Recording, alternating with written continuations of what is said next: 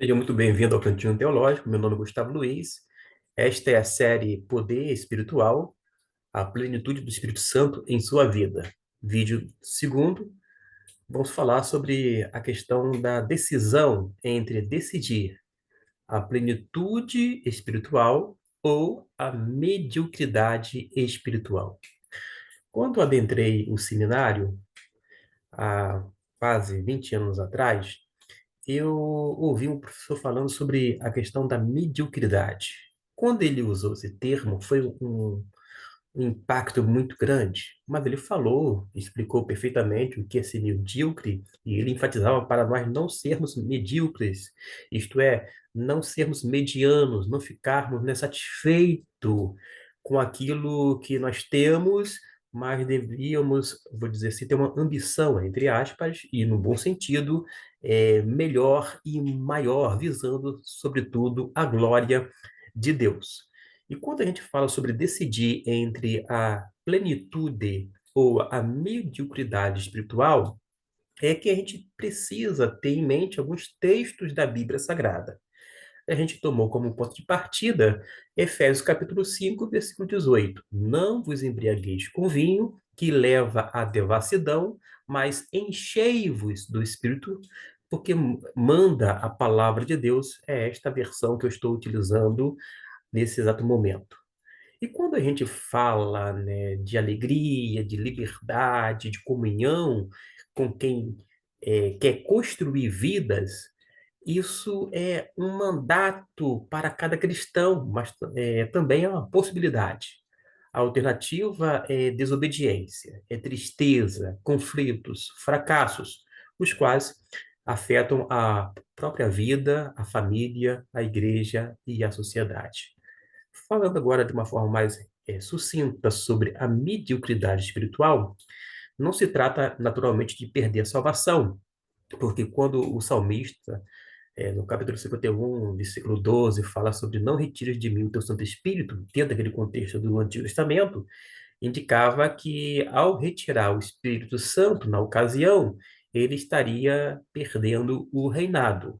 Mas o Antigo Testamento, ele tem as suas peculiaridades. É bem diferente, porque no Novo Testamento o Espírito Santo veio habitar em todas as pessoas, vindo de uma vez por todas e ainda de uma vez para sempre, mostrando que o caráter aqui no Novo Testamento é diferente da atuação do Antigo Testamento. Então, não se trata de perder a salvação, quando a gente fala em ter uma vida mediana, uma vida. Se trata também dos dons espirituais, os quais Deus reparte como Ele quer. A gente sabe disso, que o Espírito Santo concede os dons a cada um conforme lhe apraz. Mas a gente pode considerar Sansão que foi uma pessoa dotada, mas ele foi fracassado. Considere servos tais como algum pregador, de repente, que estava no auge do seu ministério e por um motivo ou outro acabou, vou dizer assim, caindo, despencando. E a gente pode considerar o custo de não estar cheio do Espírito Santo. Porque se há um imperativo, uma ordem é justamente para se encher do Espírito e não se embriagar com vinho que leva o quê? A devassidão. No caso, no versículo 18, na segunda parte, mas é encheio do Espírito Santo, não é algo opcional, senão uma ordem. E desta forma, quando nós não obedecemos, nós estamos desagradando ao Senhor. Existem muitas coisas que são custosas às pessoas que levam uma vida pelo fato de não estar cheio do Espírito Santo.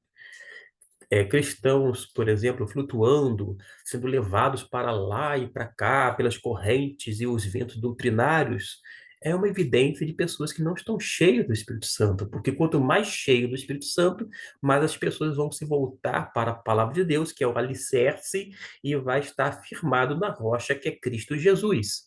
Além disto, há uma influência mista. É, por exemplo, às vezes os filhos, os netos, os cônjuges, enfim, as pessoas não seguem na fé. por conta dessa mediocridade espiritual. A gente também tem que considerar porque não pode deixar a herança no mundo. Ou seja, a herança nossa que a gente deve deixar no mundo não é uma herança necessariamente material, pode ser, mas a gente precisa focar no tesouro espiritual. E esse tesouro espiritual se extrai da própria palavra de Deus. Como resultado, quando a gente analisa ainda uma vida que não está cheia do Espírito Santo, a gente observa uma sequidão espiritual. É uma vida sem deleite, não há alegria, sem luz, sem brilho, ou seja, é uma vida que vai ocasionar de tal modo que vai dar pouco fruto. E o fruto do Espírito Santo não se pode imitar. É, é inadmissível, né, a ideia de alguém, senão o Espírito Santo, produzir amor, alegria, paz, paciência, amabilidade, bondade, fidelidade, humildade e domínio próprio. Porque, conforme Paulo escreve lá aos Gálatas, no capítulo 5, versículo 22 e 23, somente o Espírito Santo pode produzir este fruto. E é isto que a gente aprende com a palavra de Deus. Agora, se a gente viu a primeira parte, que fala sobre a mediocridade espiritual, a gente precisa falar da segunda, que é justamente sobre a plenitude do Espírito. É uma excelência do Espírito por natureza. E a gente vai ter aqui alguns exemplos, como de Josué, nas suas promessas. A gente vê lá no livro de Josué, no capítulo 1, versículo 2 e até o 5, que outros lhe seguirão a vitória, porque ele foi um verdadeiro líder. Ele teve ali, naquele contexto, um território divinamente designado e que seria conquistado, como de fato foi. Tinha uma tarefa forte que estava ali esperando, passo a passo. E ele, inclusive, tinha essa promessa de ser invencível perante a oposição. Isto porque a presença e o poder do Espírito Santo estaria com ele. E esta é uma promessa maravilhosa, o poder do Espírito Santo permanentemente em nossos corações, com essa presença que, por sua vez, vai nos transferir poder espiritual. Poder para quê?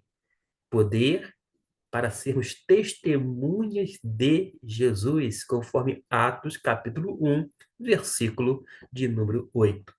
Mas como eu falei sobre as promessas a Josué, no capítulo 1, versículo 2 e 5, no mesmo capítulo, no versículo 7 e 8, a gente vê as condições. E quais são?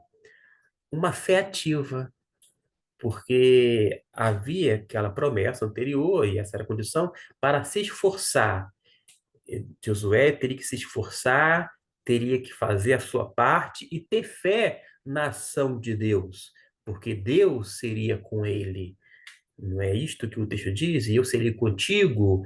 Ou seja, ele tinha que ter uma fé ativa, mas também ele tinha que ter obediência. Era uma obediência cabal, isso mesmo. Uma obediência cabal que não vai, vou dizer assim, vagando nem para a direita, tampouco para a esquerda. Assim seria próspero o caminho de Josué e tudo sairia bem, como de fato foi. Agora, a gente precisa, por fim, pensar no inimigo do espírito que se tem que vencer. E qual é o inimigo que eu estou me referindo, que eu quero aqui evocar? É o pecado, porque o pecado é um inimigo do espírito. As coisas do espírito vai produzir vida, gozo, alegria, etc e tal. Agora, o pecado sempre vai gerar o quê? Morte. Morte em todos os sentidos. Morte física, morte espiritual, essa morte eterna. E ser cheio do Espírito Santo requer uma cirurgia, vamos dizer assim, da mãos. Deus atuando como como cirurgião, ele vai remover tudo, mas tudo que está em nosso coração, que tem impedido a nossa condição de aumentar, de crescer na graça, no conhecimento do Senhor Jesus Cristo, e vai fazer essa remoção à medida que nós vamos confessando e abandonando o pecado. Ou seja, Deus, como cirurgião, ele vai removendo. É como se abrisse o nosso corpo para, eu vou dizer assim, localizar o coração e vai removendo tudo o que prejudica, que é nocivo à nossa vida espiritual e que faz com que a gente fique nessa mediocridade espiritual à medida que nós vamos confessando. Confessar com os lábios, sim, confessar com o coração, mas também abandonando aquela prática pecaminosa. E isto é, sem dúvida, um trabalho de quem? Um trabalho do Espírito Santo. É um trabalho acumulado agora e constante todos os dias no futuro. Esta é a segunda porção sobre a plenitude do Espírito e até o nosso próximo vídeo, que vai falar sobre os propósitos de Deus ao nos encher com o seu Espírito Santo. Até lá e que Deus possa continuar abençoando ricamente a sua vida.